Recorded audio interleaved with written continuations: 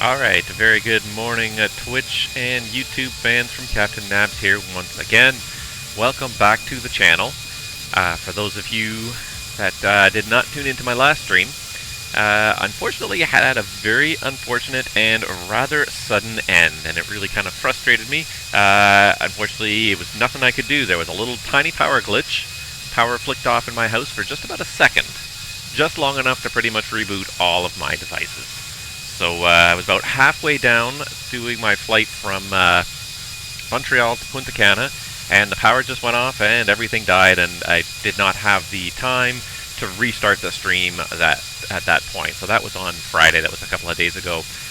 So instead, I opted to, the next time I had the opportunity to get back in the flight deck, to sort of restart it mid-flight. So I started this flight about 2 hours ago, an hour and a bit ago anyways, and just going to resume the flight from where it was before. So this is basically where I left you guys when I sort of fell out of the internet a few days ago. So we were just coming up on Skipper here, and just continuing on our flight to Punta Cana. So that's basically what we're doing here today. Is we're just continuing what got cut off a little bit rudely the other day. So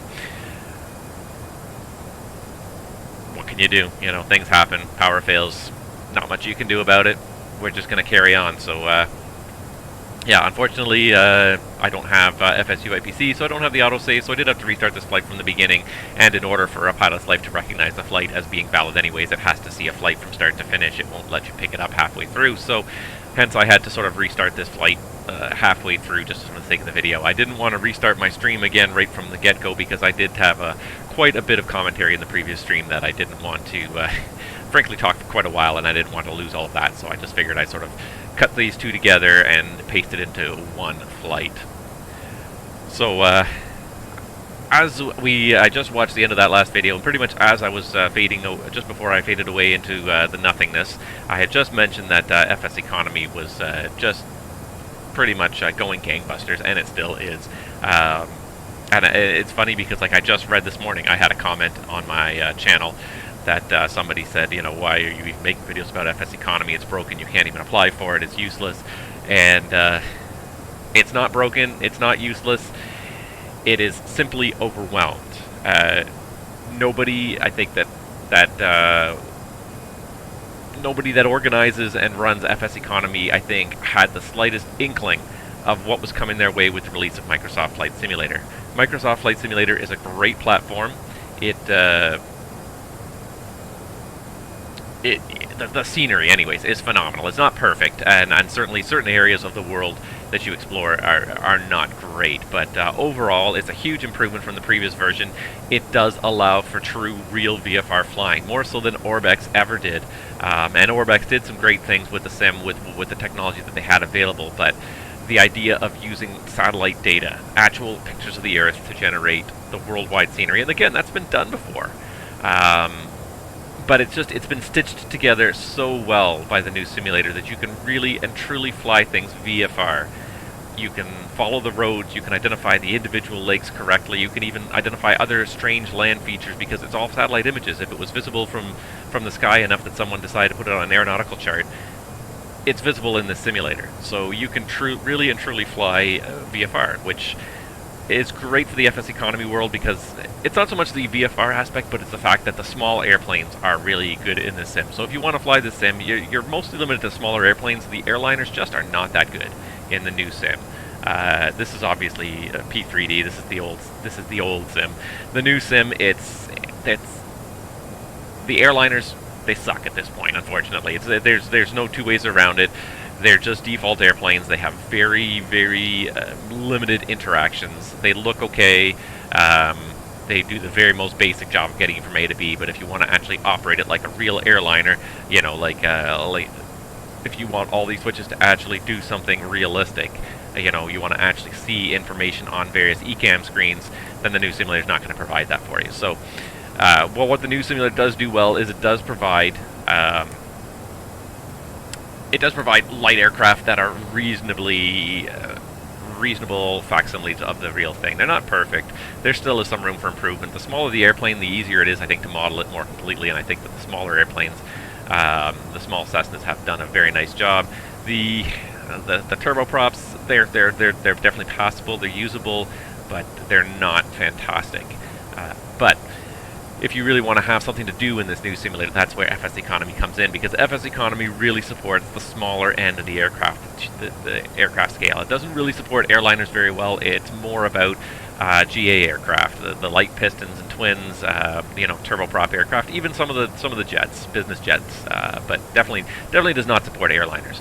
So if you're looking to have a purpose to fly in this new sim, then that's where FSEconomy really shines. It gives you a real sense of purpose, a real sense of doing something of a little bit of value and gaining some rewards for it. So, but I don't think anybody in the FSEconomy world really expected the deluge of applications and new users and even renewed interest from old users in the network. I'm amazed that the servers have remained up and running pretty well. There's been one or two moments of downtime, but for the most part they've been up and running very well, considering the amount of traffic that's hitting those servers now compared to where it was before. And keep in mind that this is a volunteer organization. It is purely powered by donations and volunteers who volunteer their time to administer the existing system, to make sure that everyone's playing by the rules, monitor applications, improve applications, and just generally keep the system running day to day. I don't think that there's going to be too many more improvements in the FSEconomy system, unfortunately, as a whole. The trouble with FSEconomy as a whole is that as a system it's now quite archaic, certainly in the technological end of things. It's been around for a good 15 years, I think, and as a result, a lot of the back-end code that runs this system, it's a huge database with interactivity that you can draw out all the different pieces of information you need, but the back-end scripting that goes on behind the scenes is quite antiquated. To bring it up to 21st century standards would take a Herculean effort that I don't think anybody who currently is involved with FS2 Crew really has the time and the drive to really update it and provide some modern features. So I have a feeling it's going to pretty much stay the way it is. I don't think there's going to be too much added or tweaked. The little bit of maintenance tweaks, like adding new airplane types perhaps to suit the new simulators, that sort of thing will happen, but in terms of actually changing the behind-the-scenes functionality of the system and adding additional functionality, I don't think it's going to happen. I really don't. That again, it mostly comes down to how archaic the system is. Like, in order to do much more, you'd really have to do a total overhaul of the entire system. And considering how much data is already in that system and how people are used to it already, I think it would be a very challenging thing to do.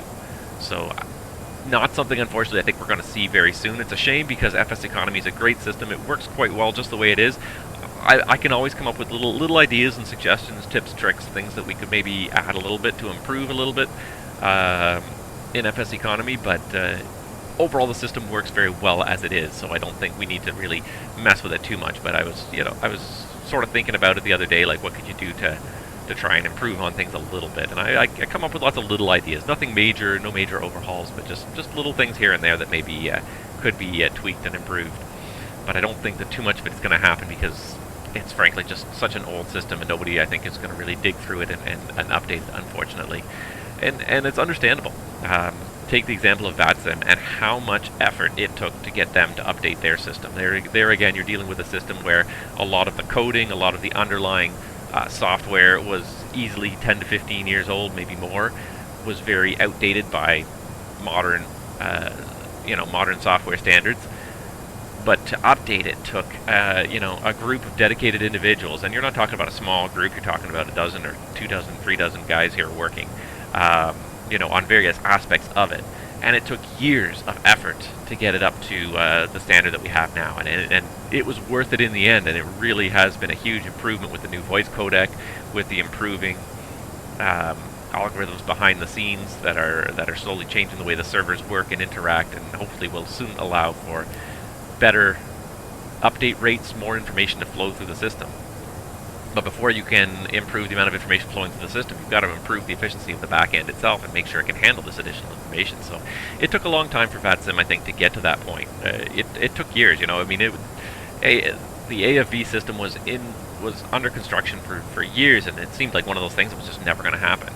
But again, It's an effort put forth completely by volunteers. Nobody got paid a dime for putting in probably what a lot of these technical team guys probably put in, over the 2 or 3 years they were working on this project. They put in probably hundreds upon hundreds, some of them probably thousands of hours of their own personal time to improve the system for the benefit of the community as a whole. And so an FSEconomy would, if in order to substantially update themselves, would have to do something similar. They have that much,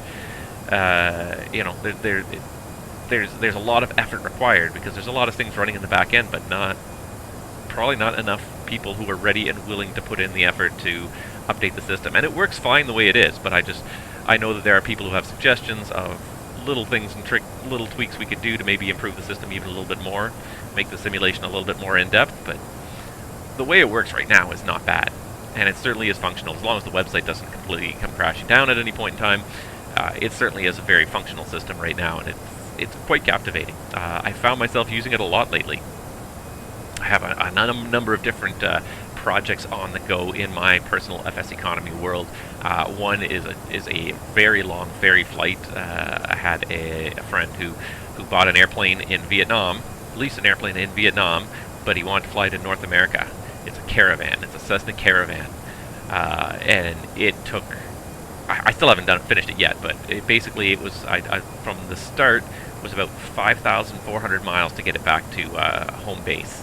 I've got it down to about 1,800 miles now in just small little 200-mile hops, 300-mile hops at the most. A couple of 300-mile legs, but a lot of these legs that I've done are 100 to 200 miles. And I've probably done 20-something legs, maybe more. It's been great because it's been a huge, wonderful way to see the scenery in Flight Simulator. And let me show you guys just quickly what I did here. If I show you my logbook here in Sim Toolkit Pro, I logged all these flights. So here we are. So here's my Sim Toolkit Pro logbook.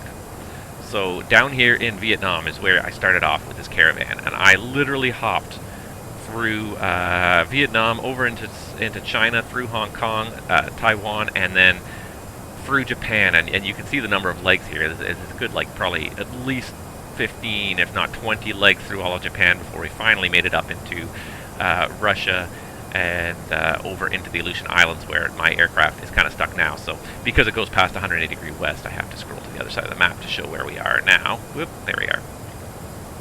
So I've done the last couple of legs here. I've covered a huge amount of distance. I've covered about 3,000 miles in the caravan, but it was fun. It was really fun. I've got to say, I really enjoyed hopping from airport to airport. First of all, the scenery. I know that Microsoft or Asobo just put out a video that showed that they were going to update their Japanese scenery. And it's a bit of a shame that I hopped all the way through Japan before that update came out, because it looks like it's going to be even better than it was. But even with just the original scenery, it wasn't perfect, and I'm not going to say it was perfect everywhere along the way and that everything was perfect, but the general effect you got of flying through Japan, it's a beautiful hilly country, very green, lots of green space, lots of trees, but also a lot of very built-up areas. I did stop in Tokyo at Haneda, and on my way through, and a huge built-up city with tons and tons of skyscrapers. Hong Kong and Macau were very impressive as I went flying past them as well. So it was a really neat way to explore the world, and FSEconomy forced me to do it that way, rather than flying over the world at 30,000 feet at 400 miles an hour and never noticing anything. I was down low and slow in a caravan. I was doing 160 knots at the best of times. The highest I would ever really get was about 10,000 to 11,000 feet. So it was a long adventure, but it was tons of fun. When I got to the Aleutian Islands, the scenery not so great. That's the funny thing. The Aleutian Islands, the default scenery is really not very good at all. There's missing airports. The coastlines are very rough and geometric because the data points, I guess, are not there. And I was a little bit disappointed because there, again, is some beautiful scenery. And I hope that they'll go back through there and try and redo it with more detail, because I was very disappointed by the Aleutian Islands as I flew through them. I thought the scenery was very, very rudimentary, almost a P3D FSX level. It was very, very disappointing to see that. But that's the one FSEconomy project I had. Another one I have going on at the same time that I'm trying to get sort of two of them done at the same time is I'm also trying to gather some supplies and build an FBO, and it takes just a whole bunch of work to do it. I've had to I've had to make some money, which the Aleutian Islands, or the Japan and Aleutian Islands ferry flight has made me a fair bit of money, but then I had to spend it on materials to build my FBO, as well as flying them back and forth. It's not a cheap endeavor by any means. So, but it gives me something to do with the sim. I've enjoyed the challenge, rather than just sort of constantly flying back and forth in airliners. It's interesting to sort of take up that challenge of flying to smaller airports with a real mission. Like, very often I sit in front of the sim and I don't even have a mission in mind. I just sort of, where do you want to fly today? Let's just fly an airplane from New York to London, just for the fun of it. I mean, it's generic, but you just pick random places where you might want to fly, and there's no sense of mission to it. So FSEconomy really gives you that sense of mission. I've really enjoyed it. I'm glad to be getting back into it in a big way. I don't know how long it'll last. Once we start to get some airliners into the Flight Sim 2020, I think my interest in FSEconomy will probably wane a bit again. But for now, it's a great way to really explore the world of Flight Simulator 2020. So I've really enjoyed FSEconomy. I hope you guys do too. I hope you'll give it a try at least. Please be patient. I've heard that they are now automating all their applications, where they never used to do this before. For 15 years, they've never automated their applications, mostly because they want a manual approval to prevent duplicate accounts, to prevent spam, to prevent that sort of thing from happening. But now they've just been so overwhelmed with the number of applications that for the first time in their history, they are looking at completely automating the application process just to get through the backlog. Because it is a ridiculous backlog. The number of people out there that are trying to get into the FSEconomy system, they went from a couple of applications every week to hundreds a day. The backlog stood at a couple thousand people, I think. So it's been very challenging on the FSEconomy team, especially. So I'm happy to sort of put a little bit of information out there and help promote it and make sure that people are getting good information about what's going on in FSEconomy, because I think it's a fun system. I don't think it's perfect, and I don't expect perfection from it, but I think it's a very fun system, very interactive, a lot of challenge. It really kind of gives you a reason to fly, and it gives you a good reason to get out those smaller airplanes and really use them. And I think that's been demonstrated in the popularity of a certain collection of airplanes. The airplanes that are in the Microsoft Flight Simulator 2020, their economic value in FSEconomy went way up. People suddenly are selling them for a lot more than they were 3 months ago, because all of a sudden now that people are flying them in the Microsoft 2020 world, they really want to fly these airplanes in FSEconomy too. So all these airplanes that before were not necessarily making a whole bunch of money, not flying all that much, all of a sudden the King Air, the Caravan, the TBM are just absolutely insanely popular right now. You can't buy one for less than a couple $1 million in FSEconomy dollars. So not going to probably be able to afford one anytime soon, although I am trying to save my money slowly but surely. But it takes a while to make money in FSEconomy. But therein lies the joy of it too. Nothing worthwhile is ever easy, and if it was too easy to do, everyone would do it, and there wouldn't be a challenge to it. It's the challenge of trying to get it done that makes it worthwhile, that makes your reward at the end of the day worthwhile.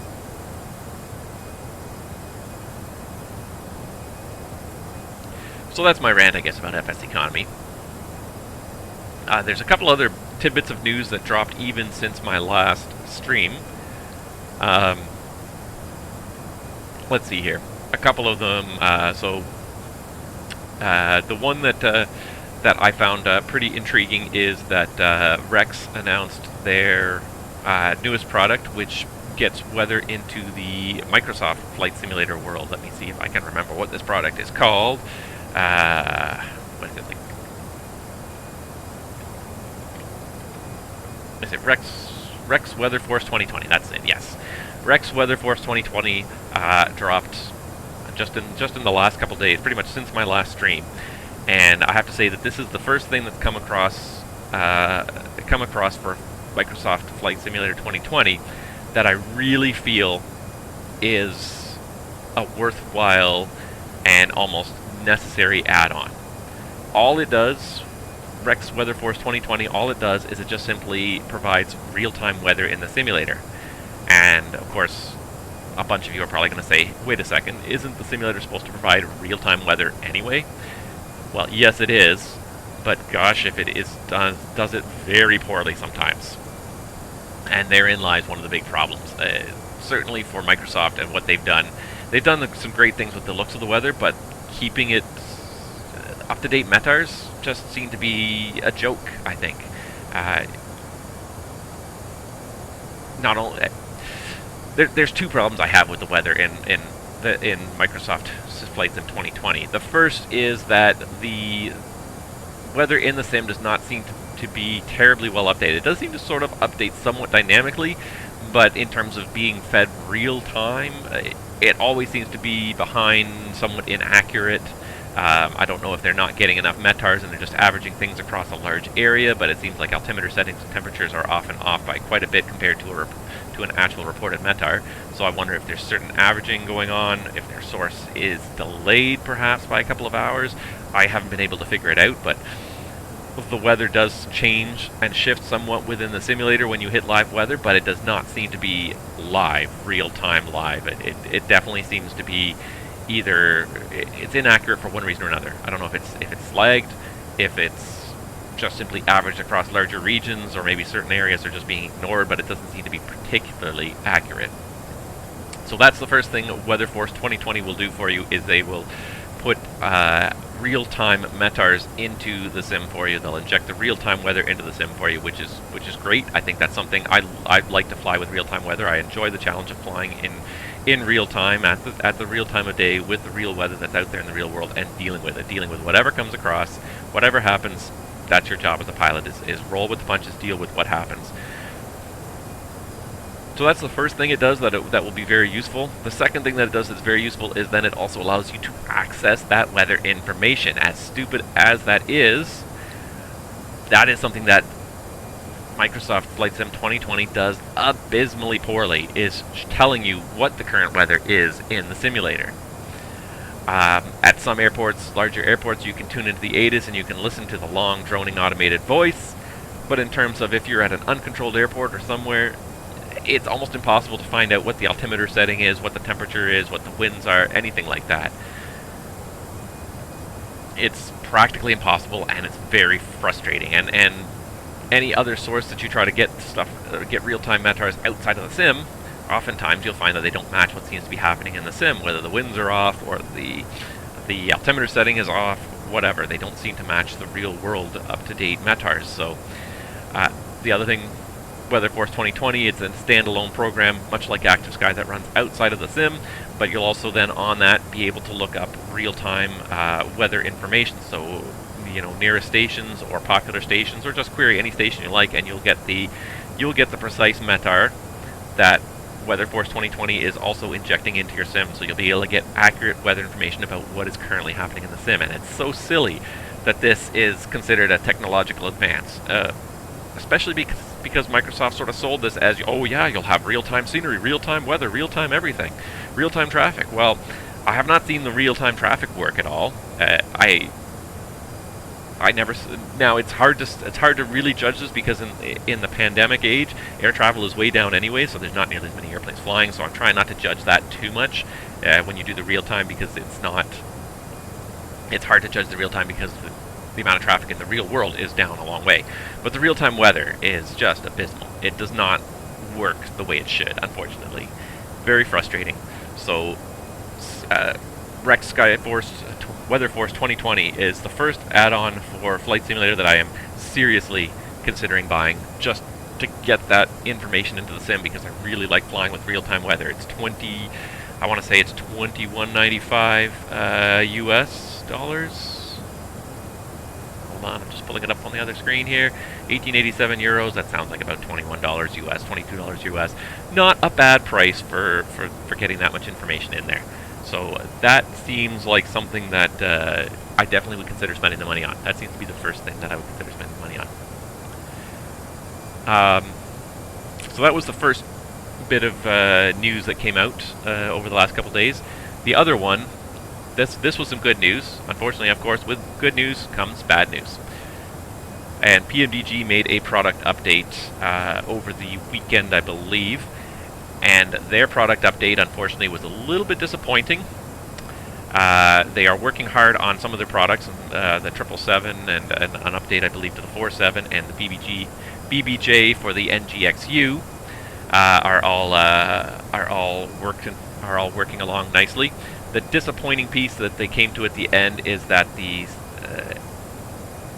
NG3, the 737 NG3, which will be again for Flight Simulator 2020, is now not expected until the 4th quarter of 2021. So pretty much a year from now before PMDG will launch their first product into the new simulator. They've said that they're waiting for a lot of collaboration with Asobo. They're waiting for SDK improvements. They're waiting for there's a lot of technical problems that they're coming up against that they're trying to get resolutions to, whether in collaboration with Asobo or trying to work outside of the simulator, but it's proving to be very problematic and slow for them. So now their latest estimate is 4th quarter of 2021 before the NG3. That'll be the first PMDG product that'll make it into the new simulator, is a year away. Now this is a platform, of course, that we're going to all probably be using for many, many years. You look at FSX, and there was a platform that survived in one form or another for easily 10 years. And I think that now with this whole software as a service model with constant updates, Microsoft Flight Simulator is going to be around for a lot longer now, this iteration. So the sim will still be around and still be in plenty of use by then, but it's disappointing because that's definitely one of the higher end airplanes. It's not coming to the sim anytime soon. But that seems to be the general consensus, is that no airplane is coming to Flight Sim 2020 anytime soon. Those that have talked about it have said that they're in the early phase. The only one that's even really shared some screenshots so far has been Aerosoft's CRJ, is the only airliner anyways. I'm talking airliner level aircraft here, but the only airliner level aircraft that's been shared thus far with pictures has been Aerosoft CRJ. And most of the other major developers that have created some beautiful airplanes over the years are barely... They're acknowledging the sim exists. They're like, yes, we'd like to work on it. We're considering, or we're working on, importing our aircraft into the sim. But when we're talking, when we're phrasing it that way, we're looking at it. We're making initial steps. We're examining the SDK and everything. That means easily, 6 months to a year, maybe more for a lot of these developers, depending on how many people can work on these projects. Some of these developers are literally just a small handful of people. So we're talking, you're not going to see airliners, high-quality airliners bombing around the Microsoft Flight Simulator until probably well into I would say probably halfway through 2021. My best guess would be nobody's going to release in 2020. First quarter of 2021 seems probably unlikely as well. It's probably going to be second quarter 2021 before we even start to see anything really come out. It's unfortunate because I do like using these airliners, and that's why for a long time I'm not uninstalling P3D anytime soon. I've got it installed side by side with the new simulator. I go back and forth. I flip back and forth like crazy between these two sims because they both serve a different purpose to me at this point. When I want the airline level high systems fidelity simulator with maybe not as good scenery, of course, then we fly P3D. When I want to just bomb around VFR and look at some beautiful scenery, I'll boot up Flight Simulator. And it also depends on what aircraft I want to fly too. Unfortunately, even the more basic aircraft, the one that I've been flying around a bunch lately, trying to do some ferrying of equipment for FS 2020, was the PC-12, which of course there's not anything available in Flight Sim 2020. So I've been flying that one around in P3D as well, because it's not available in the new sim. If it was, I probably would pick it up because I think it's a good versatile airplane with lots of carrying capacity, but it's not out there yet. It's going to be a while, I think, before we really get the diversity. The diversity of airports came out pretty quickly, but airports are a lot easier to code than airplanes. And I'm not trying to belittle anyone who does work on the airports, because you guys do a lot of hard work. You do a fantastic job, but scenery is generally more static. You don't have as many moving variables like you do with an airplane. With an airplane, you've got an unbelievable amount of interaction with the sim, between the weather interacting, the air moving, the wind, the temperature. just everything interacting with the sim, it can be very challenging to program an airplane, and I understand that. And you guys that make the beautiful scenery that we all love, you guys have done a great job too, and you're adding more and more interactivity all the time. Obviously, so jetways are the standard nowadays, but also adding things like more detailed vehicles driving around, better textures, small details, vegetation, grass and flora and stuff like that, and it's looking really good.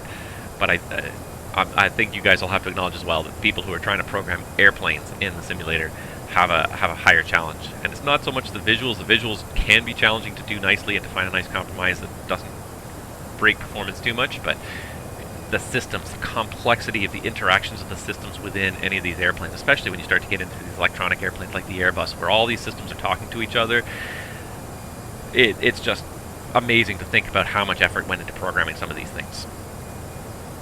So, unfortunately, with a new simulator, learning a whole new system right from scratch, it's going to take a long time. And I'm disappointed, but not in anybody in particular. I know that the developers are working hard on it. It's a bit disappointing because I have been enjoying flying around these good airplanes for so long, and I've been spoiled by them. And I look forward to getting some good ones like these into the simulator.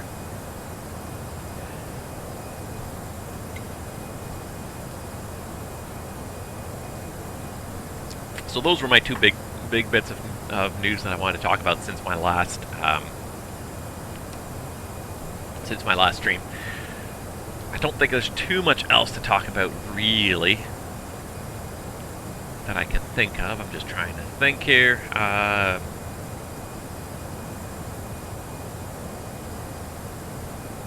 That's all I can really think of at this point. So it hasn't been that long I've been streaming for, but I think it's a bit of a weird stream today just because it's a continuation of my previous stream. So already here we're about 30-something minutes into it here. Yeah, about 30 minutes into it here. And I think already we're going to look at stepping away for a little bit. We still have a while to go here. Let's just check this out here. We have, let's see, 17:26. So we are 2 hours from landing in Punta Cana right now. And I don't believe there's any other ATC online as we head south over the ocean here. It's been a pretty quiet day. So I think we'll step away for about an hour and a bit, and we'll come back. Let's see here. Just trying to make a plan.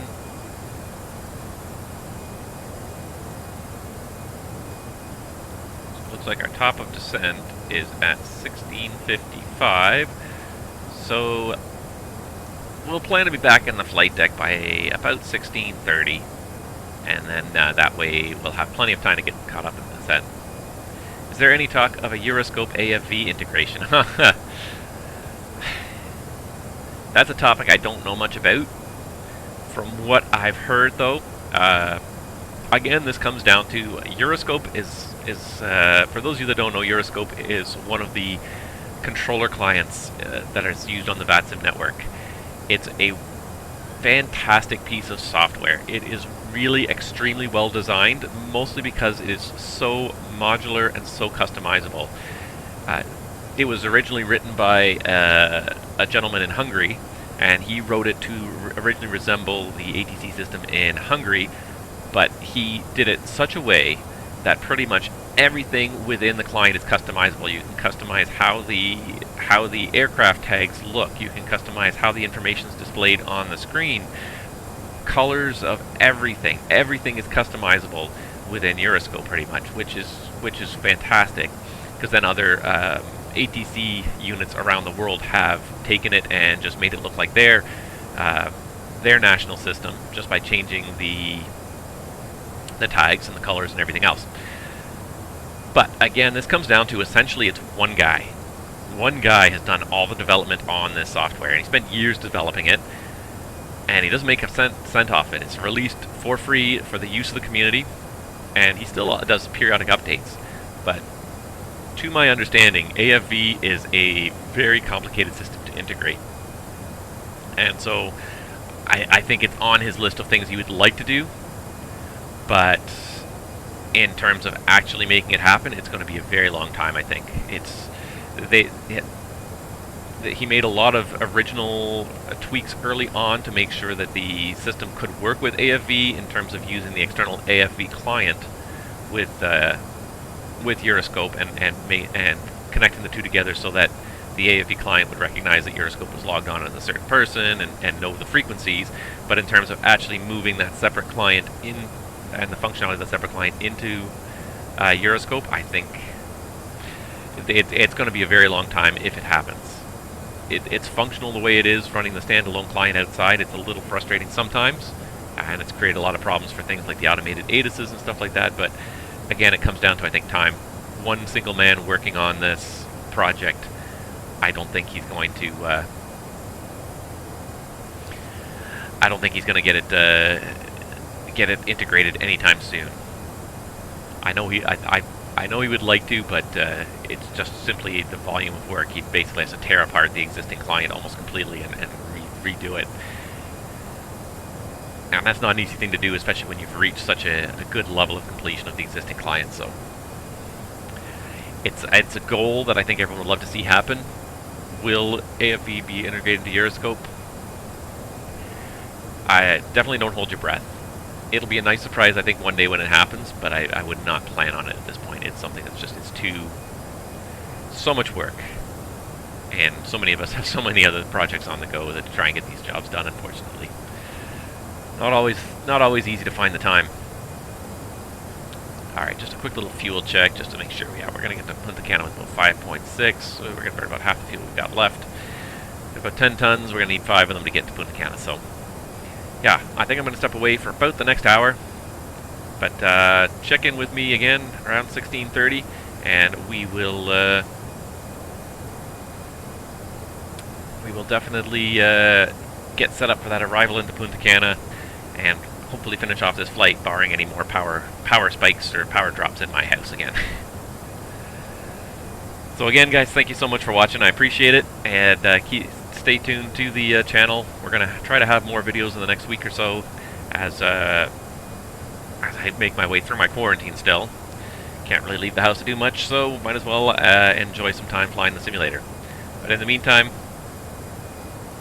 we'll be back in a little bit, guys. Thank you so much for watching, and we'll talk to you again soon.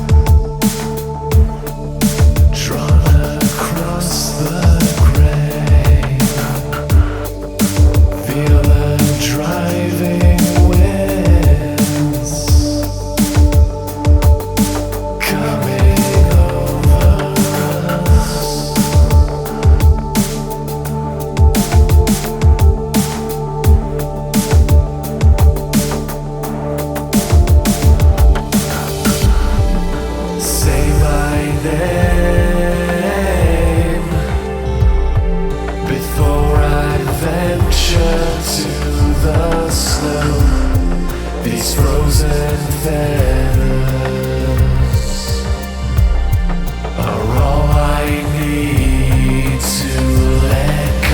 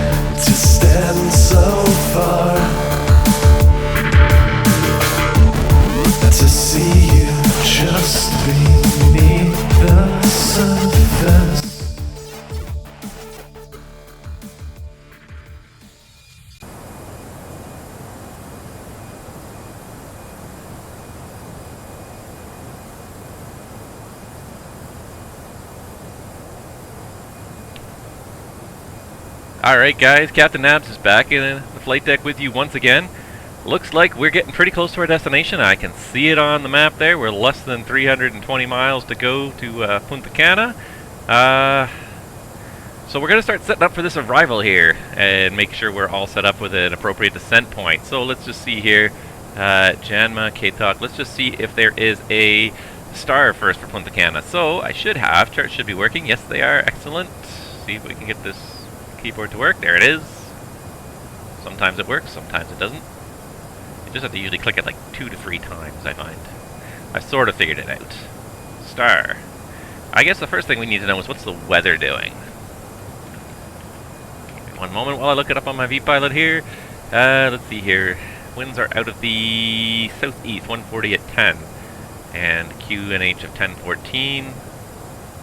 So I'm just going to really quickly set this to 1014. Sometimes I find this thing gets a little jumpy. For some reason the altimeter settings in this aircraft get a little jumpy when you're trying to scroll through them sometimes. There we go, 1014. Put it back to standard now, but at least 1014 is set there. Alright, so yeah, with winds out of 140, we're going to be landing on an east runway. I guess we're going to land on 08, 09, doesn't really matter. Actually, let's do this as well before we do anything else. Let's go just have a quick look through the NOTAMs and see if there's anything closed in Punta Cana that would affect our choice of arrival runway. Destination airport. ALS 0826 on serviceable to maintenance. That's it. So yeah. So let's do the one that gives us the short taxi in, because we always like to save the airline money on the taxi, which would be 09. So RNAV arrivals to runway 09. We do have CATOC 2 Bravo. So let's go ahead and bookmark this one to our kneeboard. And what do we have for 09? We have VOR DMEs, we have RNAVs. We'll just do the RNAV 09 if we can do it. Let's get that in there. Let's get the airport, and let's get the parking gates as well. Alright. And then we can go ahead and set it up in the FMS here, guys, or we can go ahead and let's just do this. This one? Oh, not that one. That one. And then I can set it up on the FMS over here. I can bring it up. 1 second. There it is. Wow, that's dark today.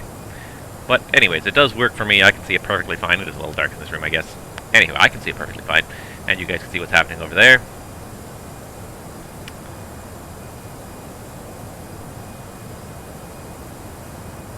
So we're going to go MDPC arrivals. And so we're going to play on the RNAV runway 09. RNAV 09. Oh, there it is, the CATOC 2 Bravo. And approach vias, actually, let's go back over here again for a second.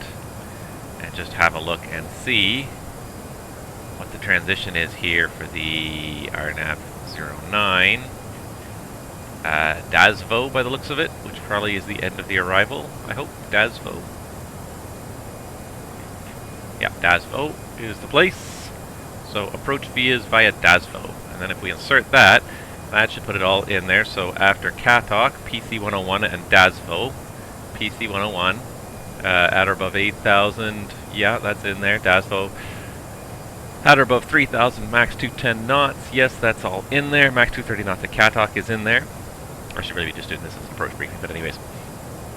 And then let's just make sure we got everything else in here. So,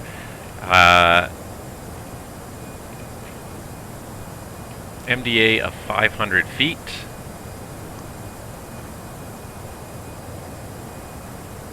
So for the approach, we need an MDA of 500 barrel. We're going to do it as a flap 3 landing. And let's check here, QNH, what did I say, 1014. So actually, before I can do that, I do need to change this to hectopascals, or it won't accept 1014. It'll be looking for inches of mercury. So 1014 on the Q... 1014. There it is. And the temperature, I've forgotten. I don't think I actually looked at it, really. 31 degrees. Oh, it's a nice day. Let's go there. Let's go to the beach after we land, guys. Okay, so back on deck here. And let's just see. Alright, so I think we got everything. So we got speeds, VAP of 156, VLS of 151, so that's okay. So I think we're good to go. And that gives us an approach, top of descent point here in about 100 miles, so definitely got some time to do this, but let's get this out of the way, shall we? Are you ready for the approach briefing? Ready? Very good. So we're going to be doing the CATOC 2 Bravo RNAV arrival into Punta Cana today. And I might just do this. Can I do this? Yes, I can. Alright, so let's just do it again. That one. There we go. This is play 10-2 Alpha, effective on the 7th of November 2019. CATOC 2 Bravo is the particular arrival we're doing today. Airport elevation's at 47 feet. CATOC again, max 230 knots. Hold on, let's go to the flight plan page here and make sure we got everything here. Alright. Wrong way. There it is. Alright, so starting at CATOC. So we've got CATOC, max 230 knots. At or above 8,000 feet. We're going to hit it at 12.1, which is fine.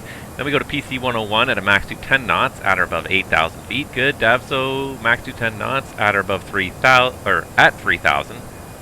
That's supposed to be at 3,000, so actually I should make that adjustment in there.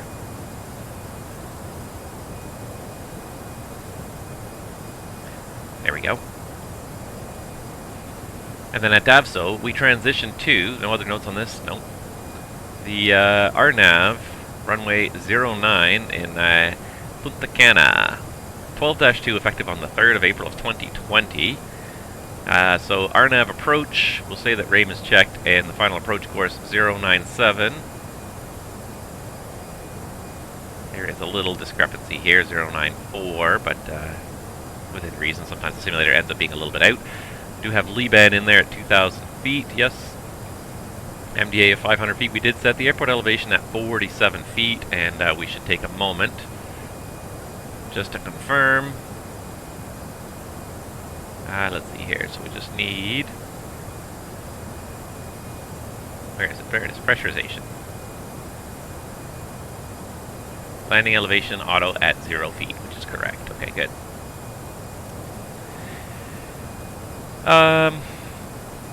MSA 3,000 feet, all sectors around the airport. Missed approach is climb on a track of 097 to PC 255, which is basically the departure end of the runway. Then a turn right direct to Amuti and to 3,000 feet, or in accordance with ATC instructions. Timing not authorized for defining missed approach point. So yeah, we go to take off straight ahead to the departure on the runway, PC 255, and then direct to Moody. So that's what's in blue there, to hold at 3,000. No notes on the plan other than just timing not authorized for defining the map, which is fine. Poppies on the left, that's the ALS lighting system. It's a nice day out there. I don't think we're going to have too much problem picking out this field. And after landing, oh, I don't think I marked the other one. It's going to be a convenient right turn off the runway, taxi back to the terminal. I don't have a particular gate in mind for this, so we're just going to pick one. Any of the gates from 1 to 11, Papa 1 to Papa 11 would be good. Park in front of that nice building, or we could pull up to the other building with a gate. Yeah, we'll just do the hard stand parking, it's fine. Good times. Yeah, so I missed that one. This one here also should be part of my keyboard. Anyways, landing on runway 09. It's just a convenient right turn off the runway. Maybe Bravo, most likely just Alpha. If we miss Alpha, we have to backtrack back to Alpha. And that's it. 180 degree turns permitted only at runway ends for heavy aircraft. We're not a heavy aircraft, so that's good. Yep, back to Terminal A and deal with it there. Terrain, again, 3,000 feet all around the field. The weather is, again, looks like a nice day. View at 2,000, cumulonimbus scattered at 2,200, scattered at 30,000. A little bit of visibility, so it's looking like a nice day. Operational, just an approach light system out on the one runway. Not going to be an issue because it's daytime anyways. And that's it. MELs, everything appears to work on this airplane. Let's see what's in the news. When you need to face facts, music was my second love. Market's view of the new president. Aerosoft. All runs good.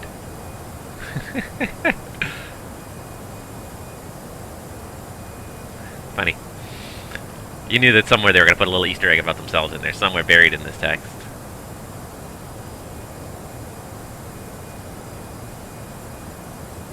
Anywho.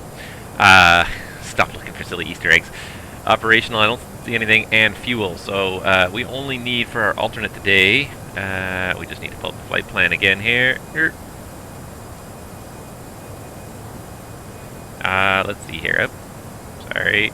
Trying to get my track here to track me here. We need about 3.5 for our alternate today of San Juan in Puerto Rico. And we are showing overhead with 5.5. So we got 2 tons extra we can definitely hold for a good 15 or 20 minutes before we have to consider bugging out to San Juan. Definitely a go-around would not be an issue at all. And that's basically all I got. Do you have any questions? Okay, that's checked, and no questions. Thanks. Cool. And that's it. We got about a little under 100 miles till our top of drop. Carry on.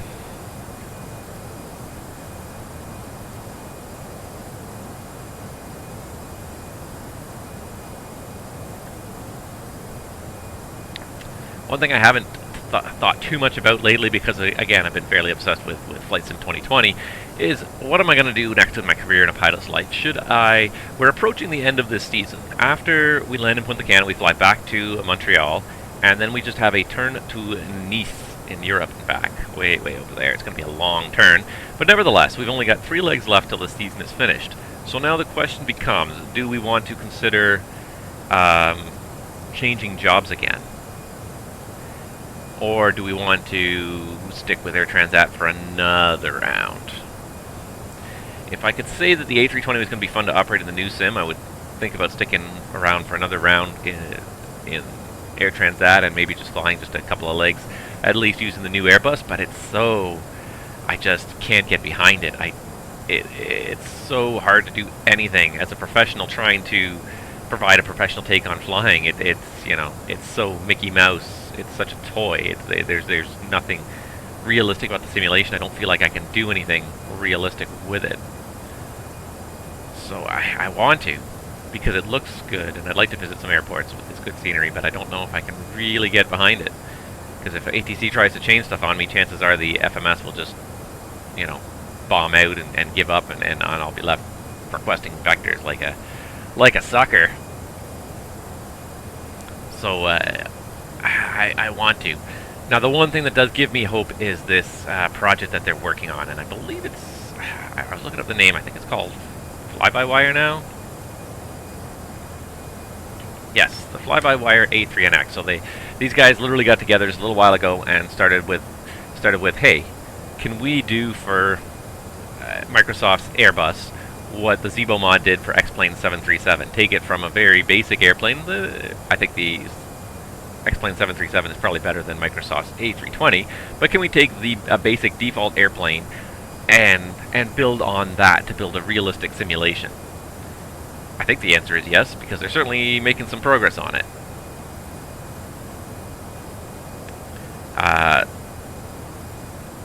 They've already had several builds on it. They've added some new eCam pages. Let's see here.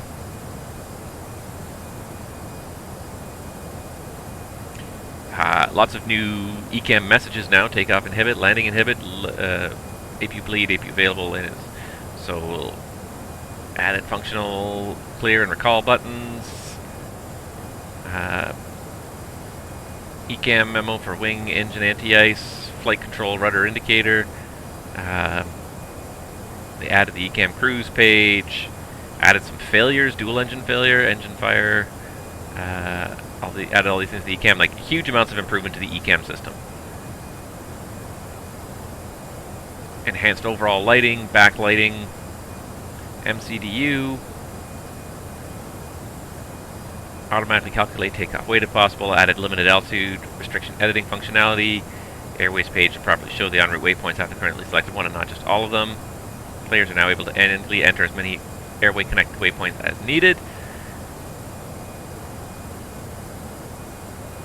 So, and they're just sort of starting, really. That's the beauty of the system, right? They're just getting started. So this may, before anybody else comes out with a reasonable airliner for Microsoft Flight Simulator, the A3NX project may give people the airliner fix they need in the new simulator sooner rather than later. So if you're interested in it, FlyByWireSim.com is the link. It's called the A3NX project, and basically it's taking the default stock Airbus and improving it. So the installation is super easy. You just take their file, download it, drop it into the community folder, and then it will, takeover is not the right word, but it will modify the existing Airbus with all of their improvements. So to date, the improvements have been relatively simple. A lot of added functionality to the eCam system is big, although it seems like they're setting up for more and more as well. Some increased functionality in the MCDU, but also simple flight deck things like I said, like improved lighting.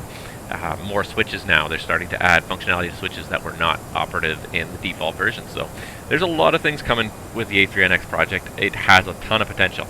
I'm definitely going to be watching this with interest, because it would be nice if we could do this.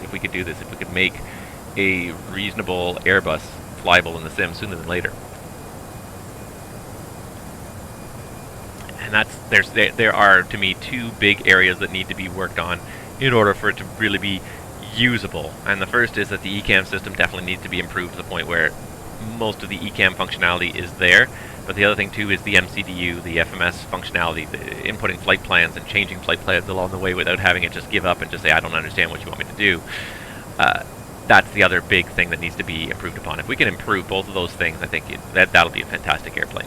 It looks pretty good from the outside. I don't know if they're really working too much on external stuff.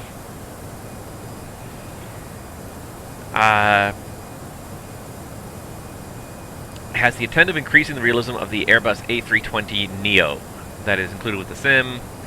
They have a Discord presence with more than 7,000 members, and to date they've had over 300 commits to their GitHub. 35,000 people have visited their GitHub page, and already 20 systems have been modified. The Discord server includes more than 32 real-world A320 pilots. Haha. 32 real-world 320 pilots. Funny. But they want to bring the systems up to study level. And frankly, if they can do that, more power to them. I think the Zebo mod in X-Plane has demonstrated that the community as a whole can do some amazing things when they focus. The key is focus, I think, too.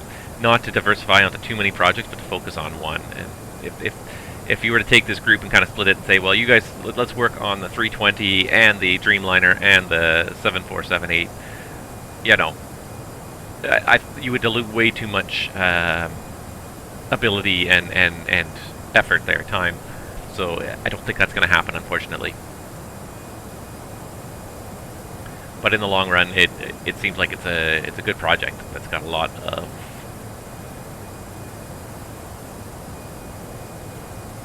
a lot of possibilities. They've worked on retexturing the flight deck to make it look more realistic as well, so there's tons of good stuff, and then that's the thing, like, it's not going to be all released at once. It's going to be one of those things where people just, they take what is a very basic stock model and just tweak it little by little until it becomes a really good model.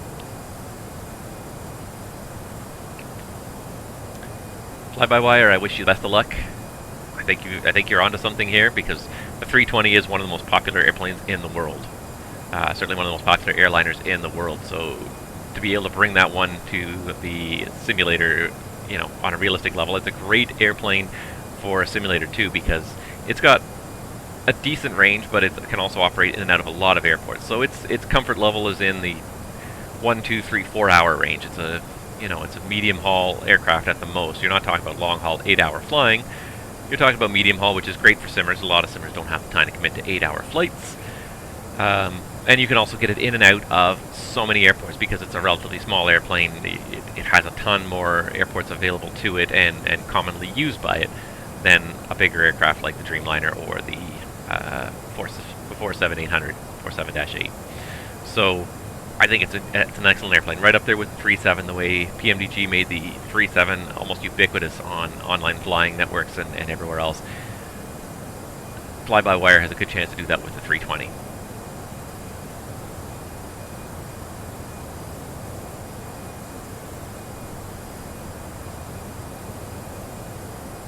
Alright, our last waypoint before top of drop here in about 30 miles. We're getting there, guys.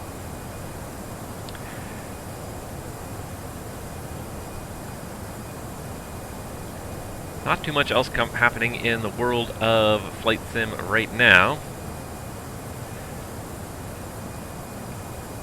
There is, if you guys are interested though, those of you that have a puzzle brain that like those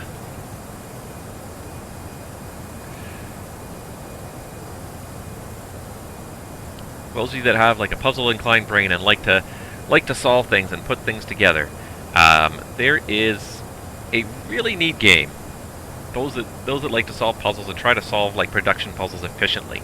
There's a really neat game. My father actually turned me onto this game a couple months ago, and I have to say, he said, "Oh yeah, this is just up your alley. You'll really get a kick out of it." I know I have. He was an engineer by trade, and always enjoys solving problems. And you know what? He was right. As soon as I got into it, I was hooked. I got through the main story in a matter of like a week or two because I was just hooked. I couldn't stop doing it. So this game is called Opus Magnum. And it's available on Steam. I'm not sure if it's available on any other stores, but it's a little bit of an interesting game. It's hard to describe sometimes. I find myself struggling for words here. Hold on, because we're just coming to top of drop, so I'm just going to go ahead and start this descent here. 8,000 feet, manage descent mode. So what it is, Opus Magnum is it's a game where you start off with chemical elements and you have to split them apart or recombine them in certain patterns using some very simple tools. And you have to do it in a production line style. Usually the target is to make 6 of a product, and you're trying to do it as efficiently as possible. I'm just going to see if I can get some images here. Anyways, Google, you can always help me out here with images. So anyways, just a quick look here at how this game works. But basically, you have some very simple tools that pick up, grab items, move them around, and then little trays that can join them together. You're trying to join them into more and more complex modules, and it's kind of a little bit, you know, industrial engineering, machine making, but it's also a little bit programming too. Everything happens in certain discrete steps, and you have to program each machine, each arm, to grab things in a certain step and move them around at the right moment where they don't collide with other things, but they arrive right where they're needed. And it really makes for a very interesting... the game is very simple to learn. It only takes like a few minutes, I swear, just a few minutes to learn. But then you end up with machines like this. So this is one example that I made of a machine I made to do a certain point. So it just, these two, you start out with these two red things, and you have to make this one particular molecule, and it puts them all together in a certain order. And it really is quite elegant to watch it once you've got like a really nice solution worked out. But part of the challenge of this game is once you finish a level, once you figure out how to make this one product from its base components, you're then compared to all the other players in terms of like a histogram of where you fall in terms of 3 measurable attributes. And those attributes are the space your design takes up, the number of steps it takes to produce your design, and the number of machines required, the cost of your design in terms of the number of machines and other things required. And you're measured and compared to people, all the other people who have played this game based on those 3 criteria. And as a result, you always end up trying to come up with better, more efficient ways to do this, and that's part of the challenge. You have pretty much an open, you start with a blank board. You're given your start components and your end components, and you have to decide how best to join these two things together. And it becomes a very... You find yourself spending a lot of time thinking about ways, how can I make it even just a little bit more efficient? How can I make this go 2 steps faster? And the trouble is usually trying to make one aspect more efficient usually makes the others more efficient. You could make this faster if you had additional arms working, but then the machine costs more. So there's always a give and take between the speed of the operation and the size and cost of the operation, and you're always trying to find the most efficient ways to do things. And then sometimes you just want to find like the most efficient in what particular parameter, like what is the fastest way I can do this regardless of cost. A simple game, but it can quickly you spend a long time just working on every single little aspect of it. One neat thing here is that you can actually extract your solutions as animated GIF files. This is just an animated GIF that I created of one of my solutions. It not automatically, but you can ask it to create an animated GIF that you can share of one of your solutions, which is a great way to share a solution. You can't see the programming here, but you can figure it out very quickly by looking at it. But really simple game, simple concept, easy to learn, incredibly addictive, I have found. Like I said, my father turned me onto it, and he was right. Very addictive. I find myself going back sometimes to old designs that I've already finished a long time ago and taking a look at them and saying, is there a way I can make this even better, even more efficient? And you're constantly competing, not just with everyone else, but with yourself. You're just trying always to find that most efficient way to put things together. It's available on Steam. It's called Opus Magnum. I can't remember how much it is. It's not terribly expensive. I want to say it's like $20 or something like that. It's not crazy expensive, but it's a very, like I said, just a very addictive game. You can't, once you start doing it, you find yourself constantly trying to just tweak your designs a little bit more. And it has a very robust save system. For every one of those designs, input-output sets levels that you have, you can create multiple different designs and branch them and save them differently, so you're not sort of limited to, well, I can only have one design going. You can have your fastest design or your cheapest design, save side by side and tinker with one, then tinker with the other. So really a neat game. Very simple, and I say simple to learn, but hard to master. You think you'll just spend 10 or 15 minutes solving a puzzle, and you suddenly realize you've been at it for 2.5 hours, and you're still not sure you've come up with the most efficient way to do something. See if there's an even better way to do it. There's all sorts of... It's a very interesting puzzle game. I enjoy puzzle games like that sometimes, where you just get to sit down for a short period of time and work through one particular puzzle. You're not looking for a long adventure. You're just looking for something simple.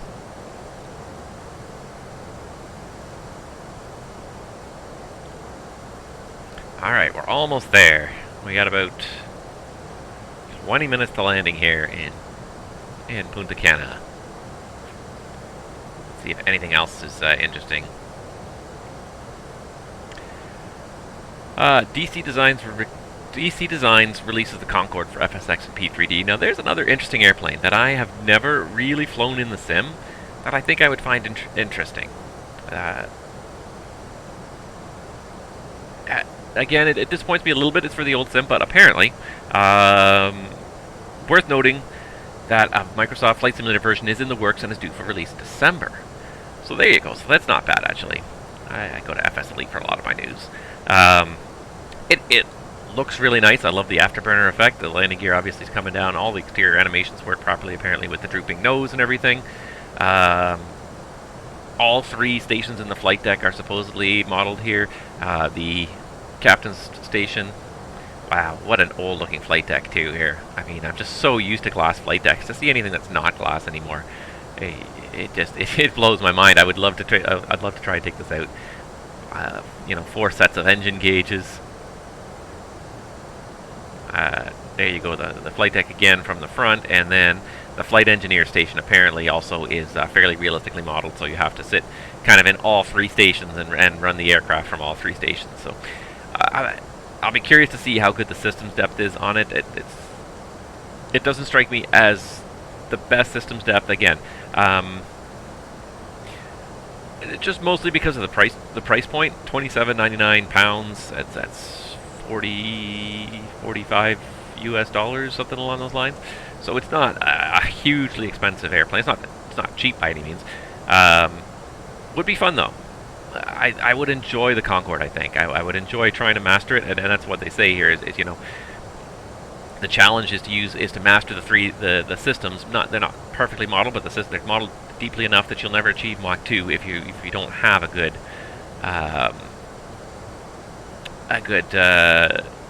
you know, sense of the systems. So the aircraft has been described as feature-rich but not study-level. That said, there's still plenty of systems that will need constant attention to be able to reach those super cruise capabilities. I like that, though. I like that.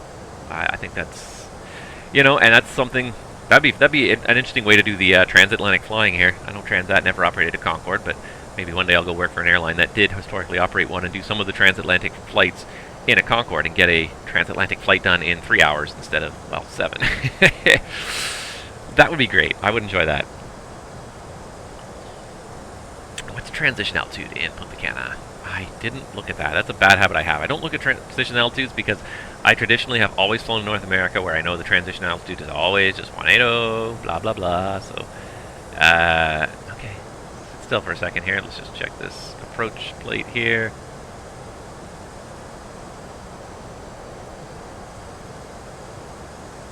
Transition level appears to be 180.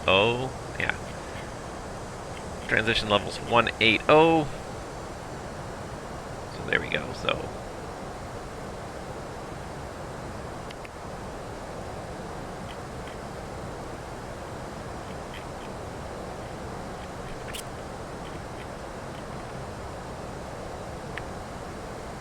set 1014.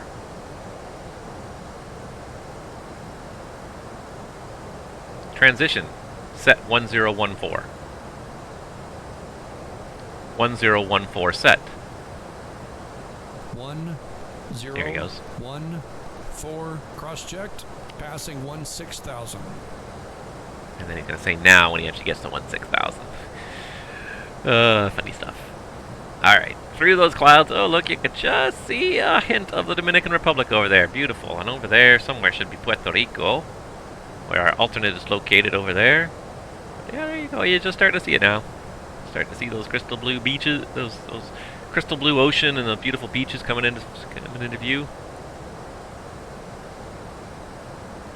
A nice day in Punta Cana. Let's go to the beach. 31 degrees. Let's go to the beach. Stop sitting in an airplane. Winter is coming in the northern hemisphere, unfortunately. The weekend was very nice, but today got a little chillier, so be nice to think about going to some warmer places to visit anyways. Now. Yeah, it was pretty close. The Concorde would be a fun airplane, I think. I would enjoy that. It doesn't say anything about shared flight deck. I assume if they don't say it, that it has been modeled. That is one that I think would be... It's such an iconic airplane. I wouldn't mind having that in my hangar, learning how to operate that. I feel like I've mastered most of the airplanes in my hangar fairly well at this point. The one that still defeats me at this point, anyways, is the Mad Dog. Mostly because of some of the stuff that Leonardo has added in their realistic mode makes it so ridiculously over the top sometimes. I like what they're trying to do, but I just wish that the fueling aspect is very challenging to get through sometimes. I find it very hard to fuel the airplanes properly. And I wish that they would fix that a little bit.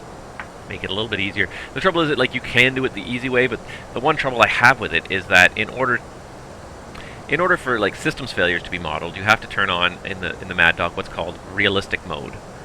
But realistic mode is a whole group of settings that includes fueling has to be done at a realistic speed and through realistic means, and it doesn't allow flexibility, I find, for trying to decrease the fuel load. Like when you install a new livery in the Mad Dog, it tends to bump the fuel up to, it sends you start with the airplane the first time with full fuel. It's like, if I don't need full fuel, you know, now I'm stuck. I can't load all the fuel, or I can't unload fuel, it seems. So it's become a little bit of a bear to operate in realistic mode, and it's a shame because I like the idea behind it. I love the idea of service-based failures. I wish I could just turn the one thing I wish I could change is you could sort of turn that realistic fueling mode off, because I have troubles getting it to work. It's been very frustrating. I tried to take it flying the other day and I had to give up on it. I just couldn't make it work, and it was just it was defeating me, and I was getting very frustrated with it. And that's one of the things about this hobby, is that you don't want to make it overly frustrating to try and do these things. It's enjoyable, and I love studying and learning more about new airplanes. But it still is a hobby. I do this for fun. I do this to enjoy it. And if I'm getting frustrated because things are not working the way they're supposed to, I lose interest in it. It's not an enjoyable hobby. I hope that makes sense. I think it does, though. Like, I want it to be realistic, but sometimes, and I appreciate when you can shortcut around things that are just not working properly, so that you can get on with flying and having a little bit of fun. So FS2 Crew is a wonderful example of how well this can work. If you can use it all you want, if you choose to ignore it, or you can choose to fast forward, so you can use the up and down arrows to cycle through any other different phase of your flight.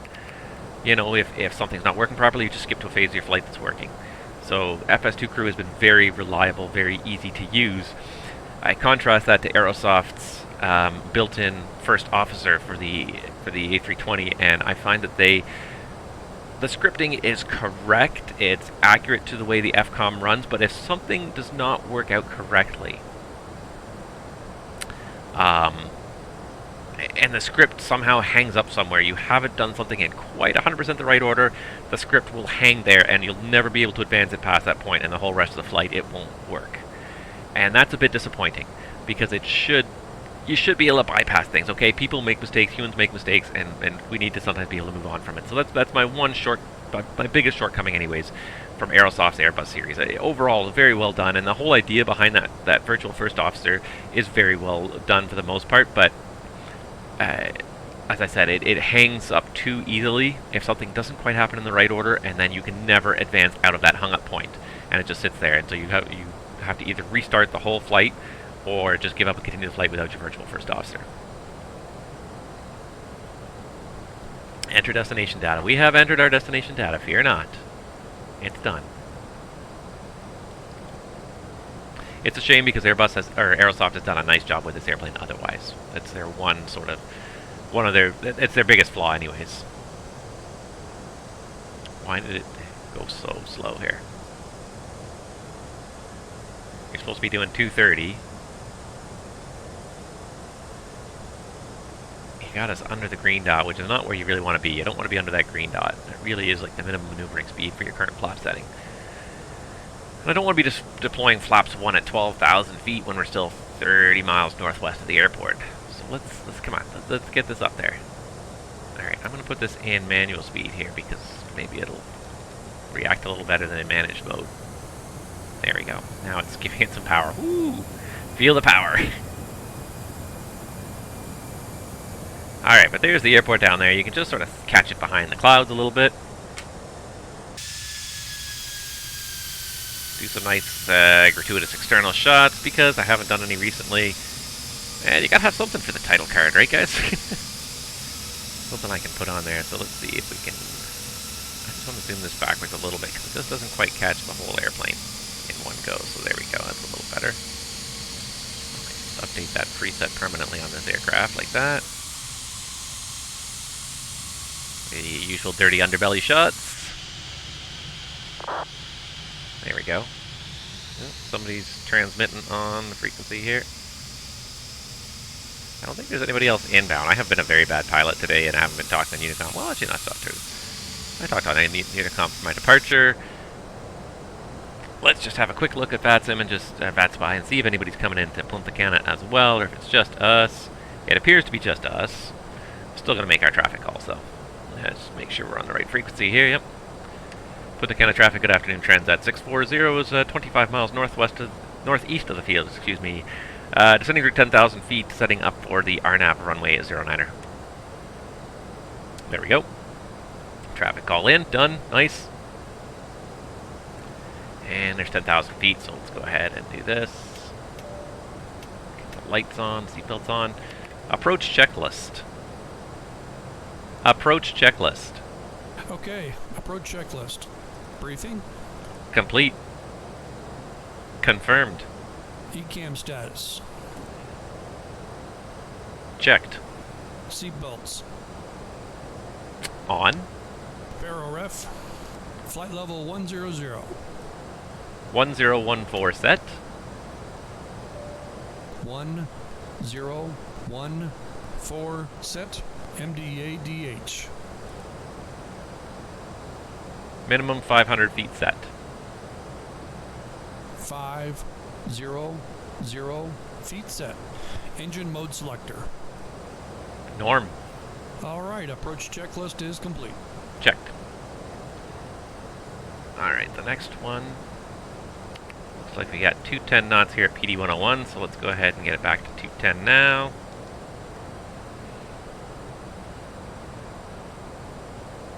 And now, because we're dropping well below that 220 mark, a little earlier than I would like to do this at 9,000 feet, but anyways. Flaps 1. Flaps 1. Speed checked. Flaps 1. There you go. That'll do her. Oh, I would love to go visit Punta Cana. Not that I really want to travel all that much right now anyways, but it would be nice to sit on those sunny, warm beaches and swim in that crystal blue ocean.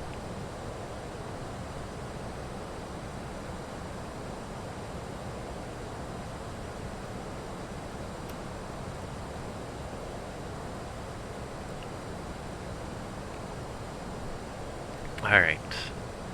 We're pretty much at PD 101, and that's all working, so we're going to go ahead and set 3,000 feet. For our next descent altitude, we're supposed to be 3,000 feet by the time we get to DASVO. I don't know if that's going to work or not. Just kind of add some power for the level up here, and then it's going to be a dive to 3,000 feet at DASVO, isn't it? 3,000 feet at DASVO, but then still 3,000 feet when you have the straight in waypoint. So the mandatory 3,000 at DASVO seems kind of pointless, but anyways. We'll see how it works out. Almost there, though. Another leg done of a pilot's life career here. It's been a while. The new simulator has really kind of taken up a lot of my time. I've really been enjoying it, but it has nevertheless resulted in me flying this career a lot less than I have in the past. Alright, let's see if it's going to be able to keep up with the VNAV path here at idle thrust. Yeah, it looks like it's going to be okay. She'll just keep up with it. But I hope to get at least one more leg done in this week, and yeah. Those of you waiting for the Q400 Systems videos, the next one is underway. Extremely slow right now. I have made a little bit of progress on it. I've been on quarantine a little bit, so I have made some progress on it. And I've also got more FSEconomy videos on the way soon. So I know that a lot of guys have really enjoyed and gotten some useful information out of that. So next we're going to be tackling FBOs in FSEconomy and all about FBOs in FSEconomy. So stick to the channel, guys. Subscribe. I always appreciate you guys subscribing. Feel free to chat even via the comments. I try to respond to every comment in my YouTube channel, at least everything that's positive and isn't generated by a bot. And I love to try and answer questions and give me ideas for future videos if you have any too, because I'm always, you know, looking for ideas of what people want to see. I have my own ideas of what I'd like to put out there, but I'm always willing to accept other people's suggestions. And make sure you do subscribe to the channel, because we are getting close to 1,000 subscribers to my YouTube channel, and we are going to have a contest. When I reach that 1,000 subscriber mark, we're going to have a contest. We're going to give away some prizes. but it'll only be for subscribers to the channel. Flight deck. Okay, thanks for letting me know. Captain, the captain is secure. Well, thank you. So we are going to have a giveaway. We're going to have some prizes to give away. I've already secured a couple of them. I've got 1 or 2 more, hopefully, that I'm going to try and get before we reach that 1,000 mark. It'll probably be about a month. It'll probably be around about the end of October. We're going to have that giveaway. But yeah, subscribe to the channel. It'll be announced through the channel via video, and I'm looking forward to giving something back. You guys have given me, you've watched my videos, you've supported me, and way more than I ever would have anticipated when I first made a YouTube channel. I didn't think I was going to get a dozen people to ever subscribe. The fact that I'm now approaching 1,000 subscribers is just, it's overwhelming at times. It's gratifying. I am grateful to everybody that has subscribed. It's something that, yeah, I'm glad to know that what I've done and what I put out there in the channel has been enjoyed by so many people. So this contest will be a way for me to give back to you guys. It'll be a couple of software giveaways is all it is. It's not a huge contest, but it's just something, a way that I can give back to those of you that have subscribed. So thank you so much for supporting me, and yeah, stay tuned to the channel. Make sure you are on the subscribe list. Make sure your notifications are on so you do find out when that contest, so you don't miss the contest when it does come out. Alright, I guess we should really start focusing here, because we're about to get, here comes our turn to final. So we had a max to 10, but we're going to start bringing the speed back to 180. There we go.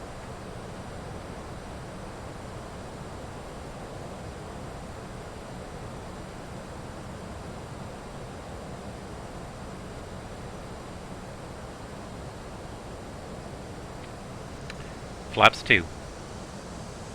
Oops. Flaps 2. Speed checked.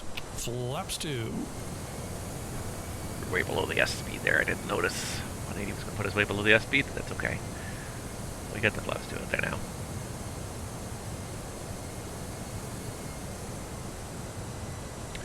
Found the one cloud here in the Dominican Republic and flew right through it. Okay, it's not the one and only cloud, but... Checked.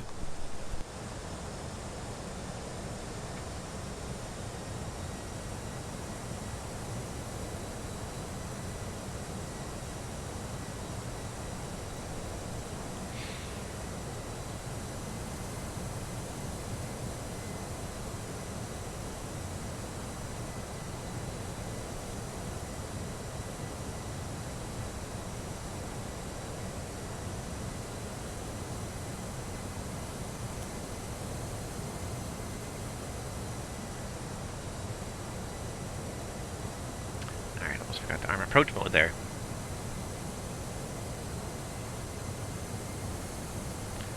Alright, approach nav. Checked.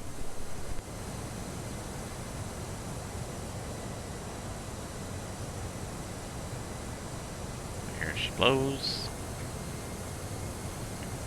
Oh, we're already too high. Shoot.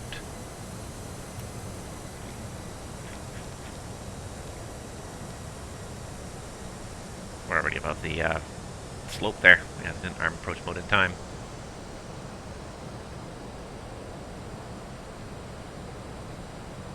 $2,500. Checked. Come in any second now. We're going to get final. Come on, capture it. 1, No. 0, 1, 4, cross-checked. Yeah, I don't know why I didn't engage there as it went through. Should have set a floor, first of all.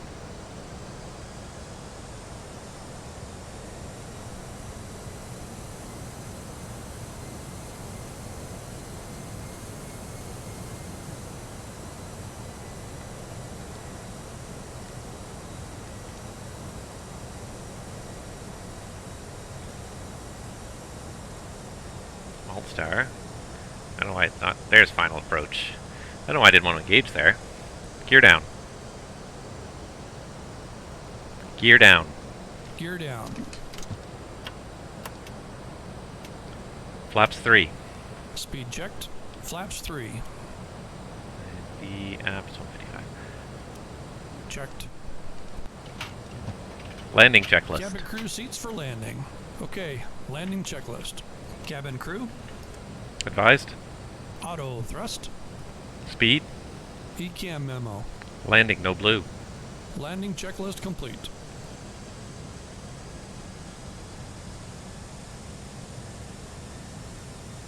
Here goes speeds right on target.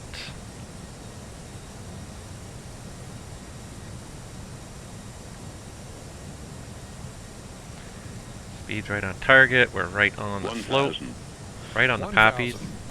Checked. Checked. Stable.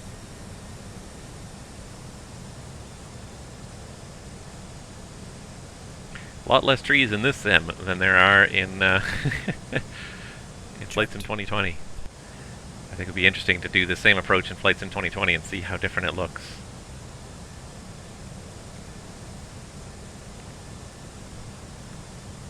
Autopilot off.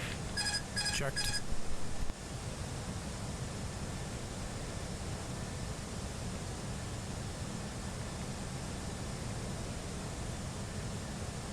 Five 100 above. Checked.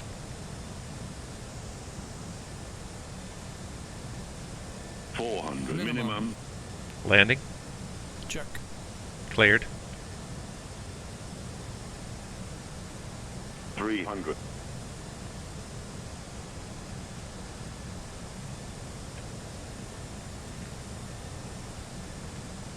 $200.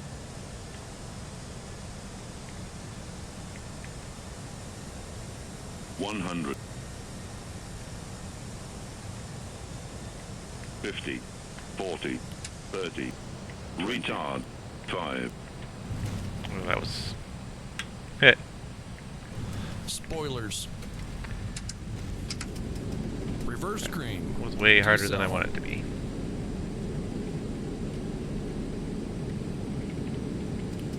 $70 knots.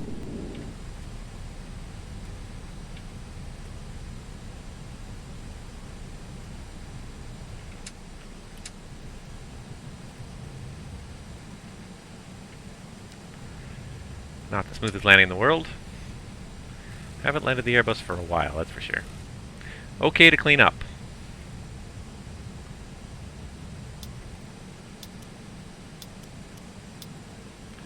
One thing we didn't do was we didn't select a gate, so...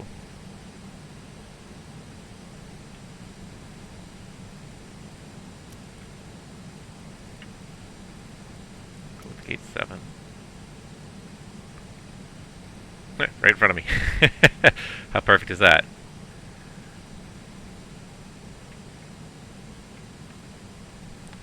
Alright. Mostly marshallers in sight. Taxi light off.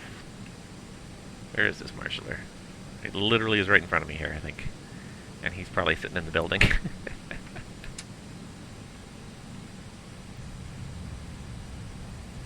Now that is what you call a short taxi in.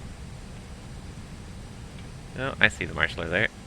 Alright, so marshaller's in sight. APU is starting. There you go. APU is available. Taxi light is off.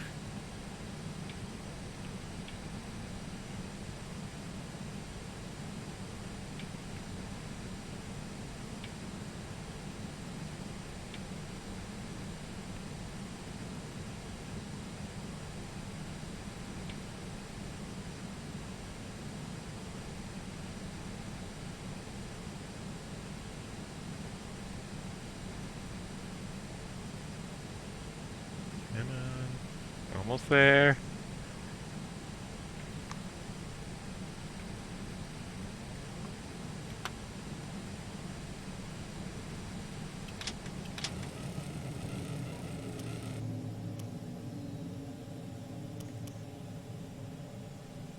Just let him do his flow. Operate the stairs.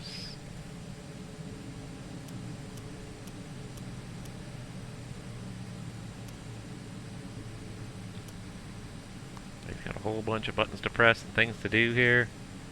Are you done yet? Are you done yet? Come on. He's got lots of things to do. Go ahead. Yes, sir. Chalk's right now, and you can release the parking brake. Checked. Parking checklist. Okay, here's the parking checklist. APU bleed. On. Engines. Off. Seat belts. Off. Exterior lights. Set. Fuel pumps. Off. Parking brake and jocks. Set. Parking checklist is complete. Thank you.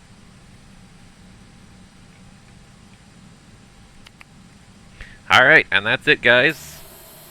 We have made it to Punta Cana once again with the FS2 crew and our Air Transat A321. The nice thing about parking it... just trying to close this silly thing here, but anyways. The nice thing about parking it at a hard stand is you can actually see the whole airplane for once instead of having part of it blocked by a jet bridge, as is so often the case. Is this guy going to open the doors on his own, or do I need to do this? He's opening the cargo doors, so I don't know what's going on with the cabin doors. I'm just going to open them myself. There you go, cabin doors opening, you guys can get out, and that's it. Another leg complete. We only have 3 legs left to go in this month's schedule. Punta Cana to back to Montreal, Nice, and back, and that's it. Quick dashboard check here. Let's see how we're doing experience-wise. We got 185.2 experience points. We've got just under 15 experience points to go until we get our next promotion, get our next hourly raise, and start making a little bit more money. Because I only have $39.43.001 in my bank account. Because I bought myself. What did I buy myself last time? I bought myself a cell phone, which gives me a little experience point bonus on every flight. So, you know, spend a little bit of money, but it's gonna help me make more experience points and eventually earn more money. So as I was saying, we're just thinking about the job market. I have not really thought about it too much lately. I think I looked at this the other day. Jobs available for another couple of days. Cargo jet, unfortunately, primarily 5767 operator. There's no good 5767s for P3D or for them yet, so probably can stay away from that. Eagle Zur, Orly Paris. I don't really have any good Orly Paris. Air Dolomiti. I know there's a good Munich. No, there's good Munich out there for P3D. I'm more kind of curious. Just curious where they go. I honestly I've never heard of them, so I don't know where they go. Okay, Munich to vacation destinations.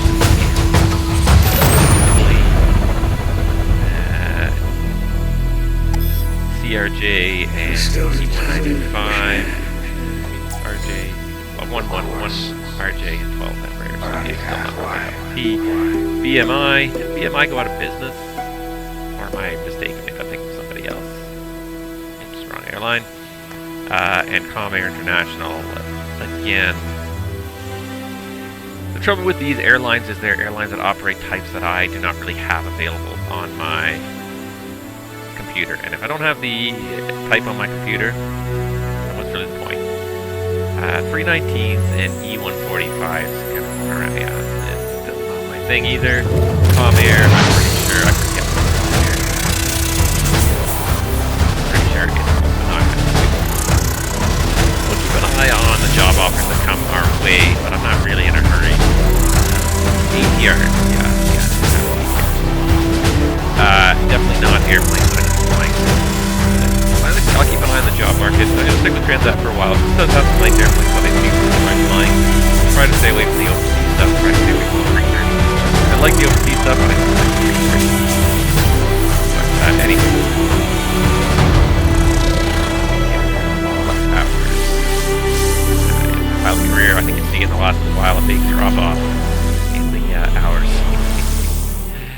It peaked in the early part of this year. Flights per month. Oh, not flights. Hours. That'll be probably a little bit more realistic. But as you can see, it really did peak kind of in the early part of this year, and it's just been on a steady, slow decline. Life has gotten busier, and it's been harder and harder to deal with. So, anywho.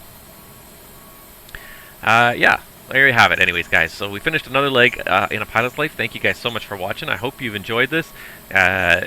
It's been fun for me to get back into P3D. It's not quite as good as the new sim, but the airplanes are better.